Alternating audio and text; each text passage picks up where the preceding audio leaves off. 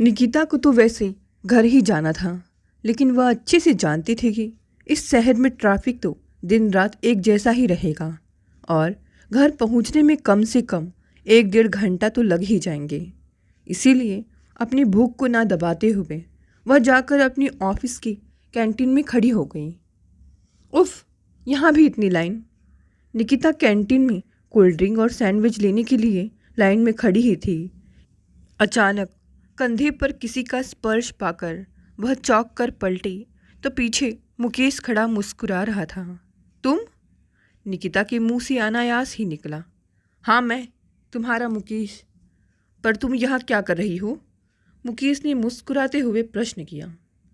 जोर से भूख लगी थी, सोचा एक सैंडविच लेकर कैब में बैठकर खाऊंगी।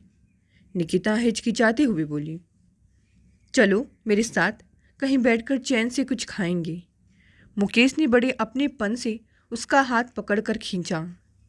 नहीं, मेरी कैब चली जाएगी, फिर कभी। निकिता ने पीछा छुड़ाना चाहा। कैब चली भी गई तो क्या, मैं छोड़ दूंगा तुम्हें। मुकेश हंसा। नहीं आज नहीं, मैं ज़रा जल्दी में हूँ, माँ के साथ ज़रूरी काम से जाना है।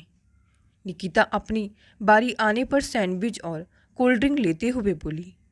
उसे अचानक ही कुछ याद आ गया था। क्या समझूं मैं, अभी तक नाराज हो? मुकेश ने उल्हाना दिया। नाराज? इतने लंबे अंतराल के बाद तुम्हें देखकर कैसा लग रहा है, कह नहीं सकती मैं। वैसे हमारी भावनाएं भी सदा एक जैसी कहाँ रहती हैं, वे भी तो परिवर्तित होती रहती हैं। ठीक है, फिर मिलेंगे, पर इतने समय बाद तुमसे मिलकर अच्छा लगा। निकिता पार्किंग में खड़ी कैब की तरफ भागी। कैब में वह आंखें मूंदे स्तब्ध बैठी रही। समझ में नहीं आया कि यह सच था या सपना। 3 बरस बाद मुकेश कहाँ से अचानक प्रकट हो गया और ऐसा व्यवहार कर रहा था मानो कुछ हुआ ही नहीं। हर एक घटना उसकी आंखों के सामने जीवंत हो उठी थी। कितना जी जान से उसने मुकेश को चाहा था। उसका पूरा जीवन मुकेशमय हो गया था। उसके जीवन पर मानो मुकेश का ही अधिकार हो गया था। कोई भी काम करने से पहले उसकी अनुमति ज़रूरी थी। घर बाहर सभी मानते थे कि वे दोनों एक दूजे के लिए ही बने थे। उसने भी मुकेश के साथ अपनी भावी जीवन की मोहक छवि बना कर रखी थी। फिर एक दिन अचानक उसके सपनों का महल भर भरा कर गिर गया था। उसके कॉलेज के दिनों का मित्र हितेश उसे एक पार्टी में मिल गया था। दोनों पुरानी बातों को याद करके आनंद विभोर हुए जा रहे थे। तभी मुकेश वहां आ पहुंचा था। उसकी भाव भंगिमा से उसकी अप्रसन्नता साफ झलक रही थी। उसकी नाराजगी देखकर हितेश भी परेशान हो गया था। मुकेश, यह हितेश हैं, कॉलेज में हम दोनों साथ पढ़ते थे। हड़बड़ाहट में उसके मुंह से निकला था। वह तो मैं देखते ही समझ गया था, बड़ी पुरानी दोस्ती लगती है। मुकेश व्यंग से बोला था। बात बढ़ते देखकर हितेश ने विदा ली थी, पर मुकेश का क्रोध शांत नहीं हुआ था। तुम्हें हितेश से इस तरह पेश नहीं आना चाहिए था, वह न जाने क्या सोचता होगा। निकिता ने अपनी अप्रसन्नता प्रकट की थी। ओह, उसकी बड़ी चिंता है तुम्हें, पर तुम्हारा मंगेतर क्या सोचेगा, इसकी चिंता ना के बराबर है तुम्हें। माफ़ करना, अभी मंगनी हुई नहीं है हमारी, और यह भी मत भूलो कि भविष्य में होने वाली हमारी मंगनी टूट भी सकती है। मंगनी तोड़ने की धमकी देती हो? तुम क्या तोड़ोगी मंगनी, मैं ही तोड़ देता हूँ। मुकेश ने उसे एक थप्पड़ जड़ दिया था। क्रोध और अपमान से निकिता की आंखें छलछला आई थी। मैं भी ईंट का जवाब पत्थर में दे सकती हूँ, पर मैं व्यर्थ ही कोई तमाशा खड़ा करना नहीं चाहती। निकिता पार्टी छोड़कर चली गई थी। कुछ दिनों तक दोनों में तनातनी चली थी। दोनों एक दूसरे को देखते ही मुंह फेर लेती। निकिता प्रतीक्षा करती रही कि कभी तो मुकेश उससे क्षमा मांगकर उसे मना लेगा, पर वह दिन कभी नहीं आया। फिर अचानक ही मुकेश गायब हो गया। निकिता ने उसे ढूंढने में दिन रात एक कर दिए, पर कुछ पता नहीं चला। दोनों के साझा मित्र उसे दिलासा देते कि वह स्वयं ही लौट आएगा, पर निकिता को भला कहाँ चैन था। धीरे धीरे निकिता सब समझ गई थी। मुकेश केवल प्यार का दिखावा करता था। सच तो यह था कि मुकेश के लिए अपने अहंकार के आगे किसी की भावना का कोई महत्व था ही नहीं। पर धीरे धीरे पर्दे खुलने लगी थी। वह अपनी नौकरी छोड़ गया था। सुना है अपने किसी मित्र के साथ मिलकर उसने कंपनी बना ली थी। लंबे समय तक वह विक्षिप्त सी ही रही। उसे न खाने पीने का हौस था और ना ही पहनने ओढ़ने का। यंत्रवत वह ऑफिस जाती और लौटकर अपनी ही दुनिया में खो जाती। उसके परिवार ने संभाल लिया था उसे। कब तक उसका नाम लेकर रोती रहेगी बेटे? जीवन के संघर्ष के लिए स्वयं को तैयार कर। यहाँ कोई किसी का नहीं होता। सभी संबंध स्वार्थ पर आधारित हैं। उसकी माँ मीना गहरी सांस लेकर बोली थी, मैं तो कहता हूँ कि अच्छा ही हुआ जो वह स्वयं ही भाग गया, वरना तेरा जीवन दुखमय बना देता। पापा अपने चिर परिचित अंदाज में बोले थे। जी पापा। वह केवल स्वीकृति में सिर हिलाने के अतिरिक्त कुछ नहीं बोल पाई थी। तो ठीक है, तुमने अपने मन की करके देख ली। एक बार हमारी बात मान कर तो देख लूँ। तुम्हारे सपनों का राजकुमार लाकर सामने खड़ा कर देंगे। उसकी आवश्यकता नहीं है पापा। मुझे शादी की कोई जल्दी भी नहीं है। कोई अपनी पसंद का मिल गया तो ठीक है, वरना मैं जैसी हूँ ठीक हूँ। सुना तुमने? यह है इसका इरादा। अरे समझाओ इसे, हम सदा नहीं बैठे रहेंगे। उसकी माँ मीना बदहवास सी बोली। माँ, इतना परेशान होने की आवश्यकता नहीं है। मेरे घर आते ही आप दोनों एक ही राग लेकर बैठ जाते हो। मैं तो सोचती हूँ कहीं और जाकर रहने लगूँ। बस यही कमी रह गई है। रिश्तेदारी में सब मजाक उड़ाते हैं, पर तुम इसकी चिंता क्यों करने लगी? माँ रो पड़ी थी। माँ, क्यों बात का बतंगड़ बनाती हो? जीवन में समस्याएं आती रहती हैं। समय आने पर उनका हल भी निकल आता है। निकिता ने धीरज बंधाया। पता नहीं हमारी समस्या का हल कब निकलेगा। मुझे तो लगता है तुम्हें ज़्यादा पढ़ा लिखा कर ही हमने गलती की है।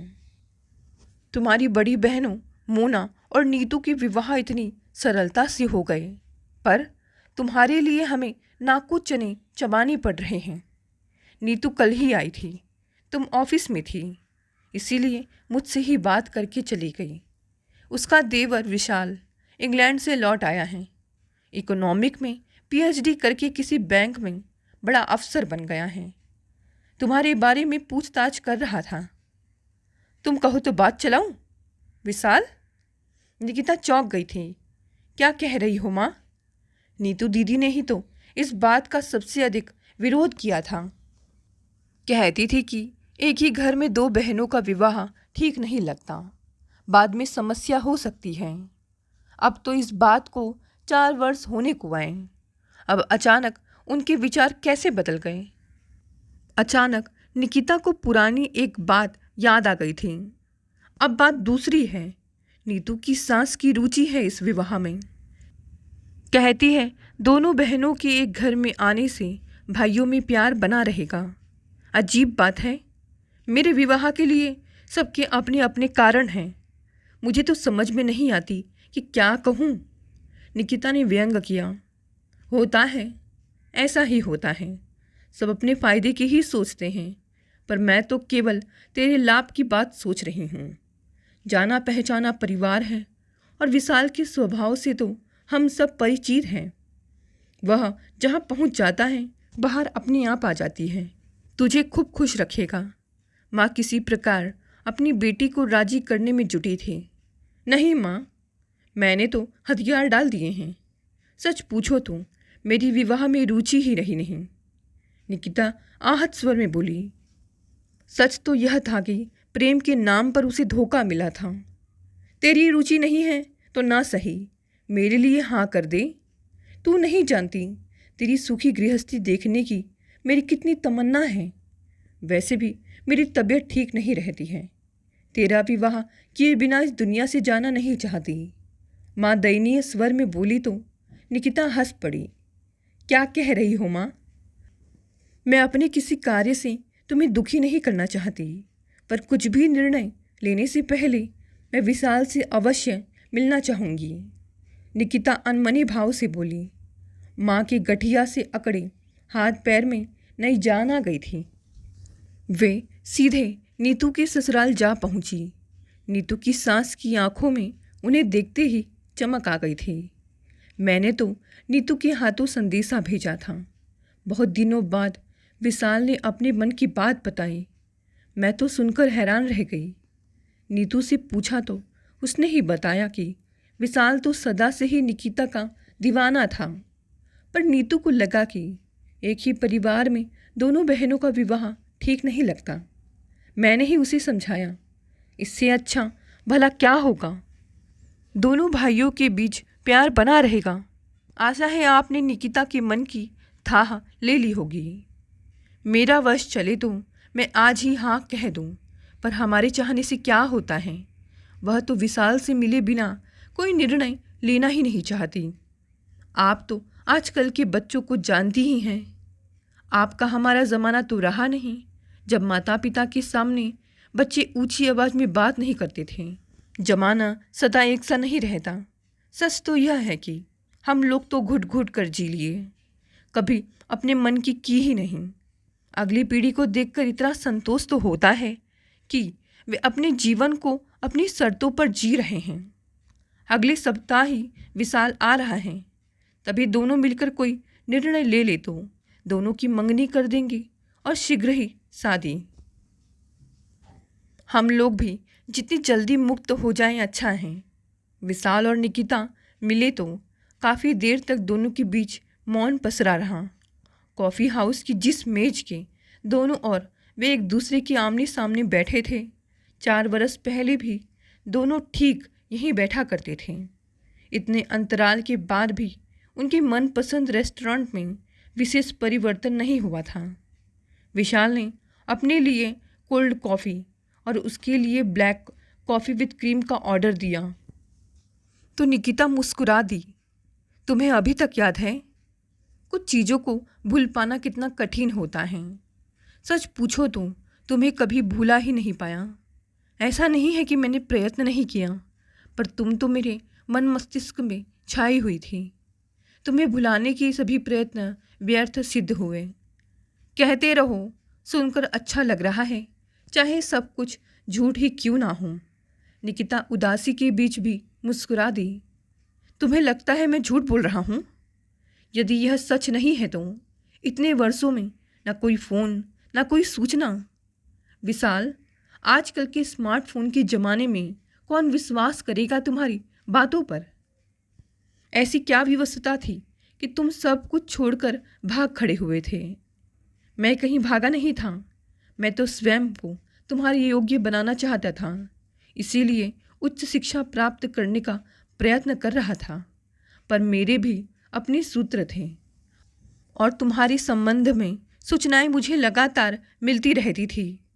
ओह, तो तुम जासूसी का काम भी कुशलता से कर रहे थे। पता नहीं तुम्हें मेरे संबंध में किसने कब और कितना बताया है, पर मैं सब कुछ बता देना चाहती हूँ। अब जब फिर से हमारे विवाह की बात उठी है तो मैं नहीं चाहती कि कोई भ्रम की स्थिति रहे। निकिता सीधे सपाट स्वर में बोली। निकिता ने जब बात प्रारंभ की तो रुकी ही नहीं। हितेश से अपनी मित्रता और मुकेश से अपने रिश्तों व अलगाव का उसने विस्तार से वर्णन किया। अब तुम अपना निर्णय लेने को स्वतंत्र हो, मेरे में कोई दुविधा शेष नहीं है। कुछ देर दोनों के बीच मौन पसरा रहा, फिर अचानक विशाल दिल खोलकर हंसा। तो यही बताना था तुम्हें? यह सब तो मैं पहले से जानता था। सच कहूँ तो मेरे पास ऐसी अनेक कहानियाँ हैं अपने लगाव और अलगाव की, पर उन्हें कभी फुर्सत में सुनाऊंगा तुम्हें। इस समय तो बस जीवन भर के लिए तुम्हारा हाथ मांगता हूँ। आशा है तुम निराश नहीं करोगी। दोनों ने आनन फानन विवाह बंधन में बंधने का निर्णय ले लिया। सब कुछ इतनी शीघ्रता से हो जाएगा, इसकी कल्पना तो मीना ने स्वप्न में भी नहीं की थी। दोनों की धूमधाम से सगाई हुई और 2 महीने बाद ही विवाह की तिथि निश्चित कर दी गई। सारा परिवार जोश के साथ विवाह की तैयारी में जुटा था कि अचानक मुकेश ने एकाएक प्रकट होकर निकिता को बुरी तरह झकझोर दिया था। उसने मुकेश को पूरी तरह अनदेखा करने का निर्णय लिया, पर वह जब भी ऑफिस से निकलती मुकेश उसे वहीं प्रतीक्षारत मिलता। वह प्रतिदिन आग्रह करता कि कहीं बैठकर उससे बात करना चाहता है, पर निकिता कैब चली जाने का बहाना बनाकर टाल देती। पर एक दिन वह अड़ गया कि कैब का बहाना अब नहीं चलने वाला। कहा ना मैं तुम्हें छोड़ दूंगा, फिर क्यों भाव खा रही हो? इतने लंबे अंतराल के बाद तुम्हारा प्रेमी लौटा है। मुझे तो लगा तुम फूल मालाओं से मेरा स्वागत करोगी, पर तुम्हारे पास तो मेरे लिए समय ही नहीं है। किस प्रेमी की बात कर रहे हो तुम? प्रेम का अर्थ भी समझते हो? मुझे कोई रुचि नहीं है तुम में। मेरी मंगनी हो चुकी है और अगले माह मेरी शादी है। मैं नहीं चाहती कि तुम्हारी परछाई भी मुझ पर पड़े।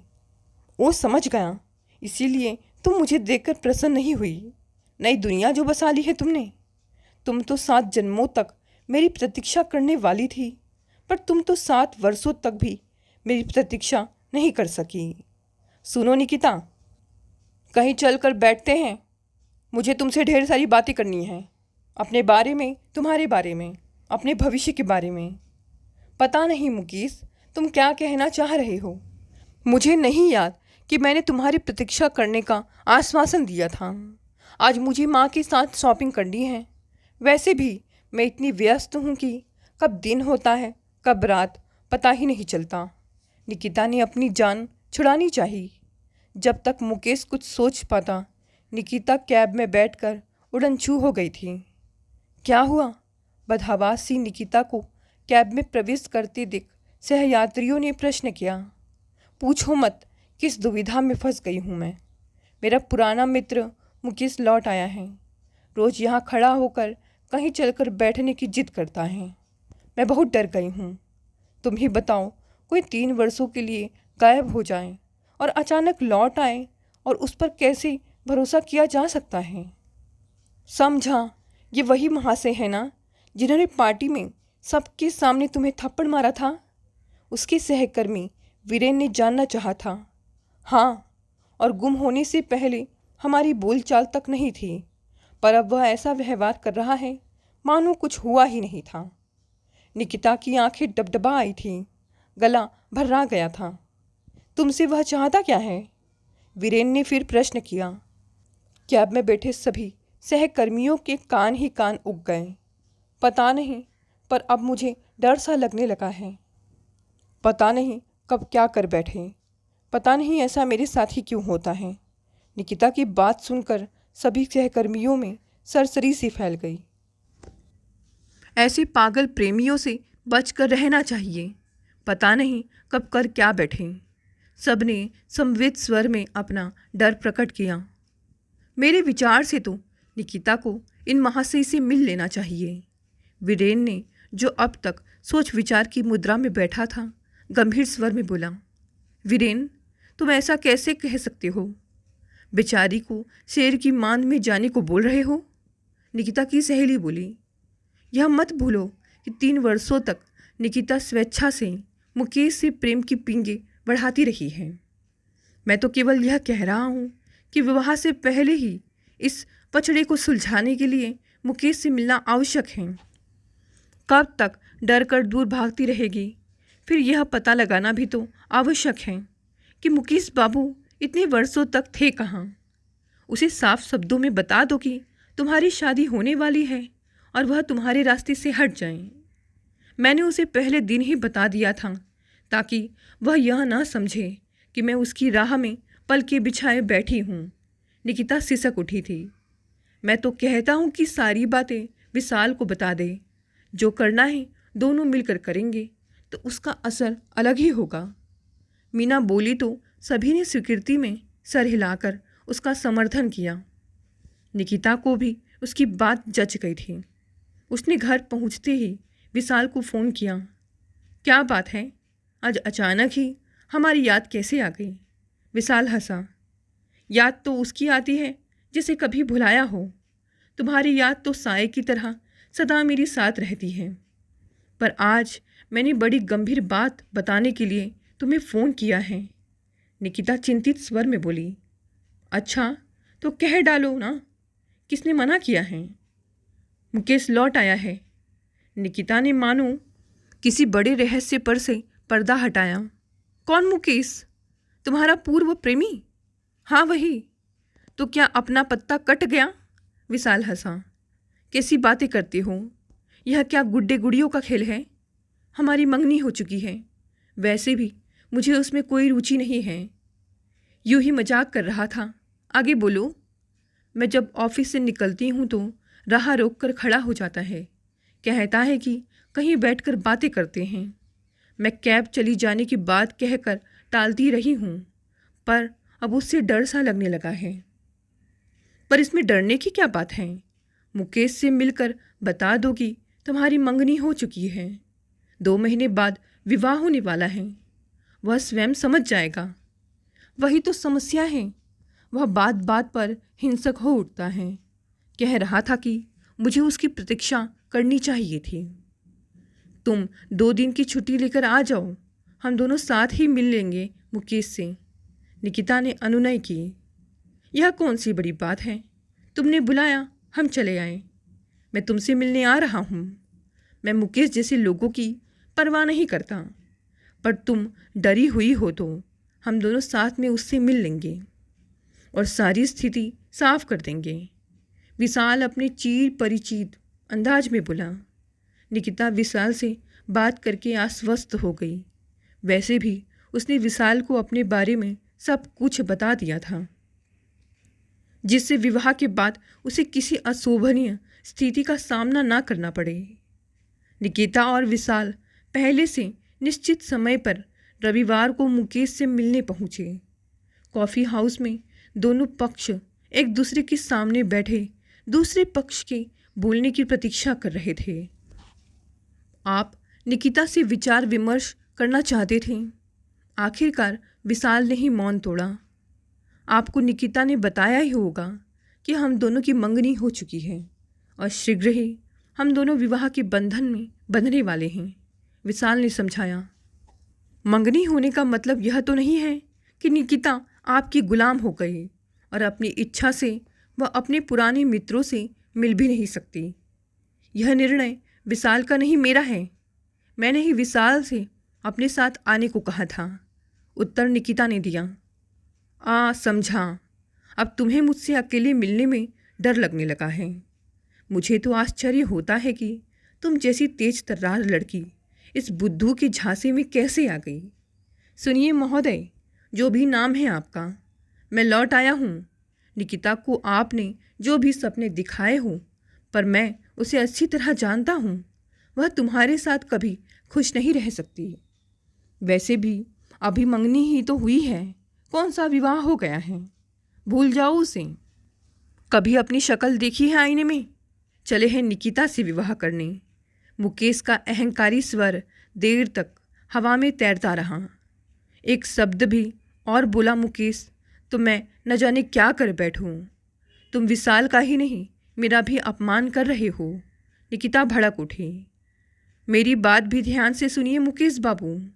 पता नहीं आप स्वयं को महान इंसान समझते हैं या कुछ और, पर भविष्य में निकिता की राह में रोड़े अटकाए तो मुझसे बुरा कोई नहीं होगा। चलो निकिता, यह इस योग्य ही नहीं है कि इससे कोई वार्तालाप किया जा सके। विशाल उठ खड़ा हुआ। पलक झपकते ही दोनों मुकेश की आंखों से ओझल हो गए। देर से ही सही मुकेश की समझ में आने लगा था कि अपना सबसे बड़ा शत्रु वह स्वयं ही था। बाहर निकलते ही निकिता ने विशाल का हाथ कसकर थाम लिया। उसे पूरा विश्वास हो गया था कि उसने विशाल को परखने में कोई भूल नहीं की थी। दोस्तों, ये छोटी सी कहानी यहीं समाप्त हो गई।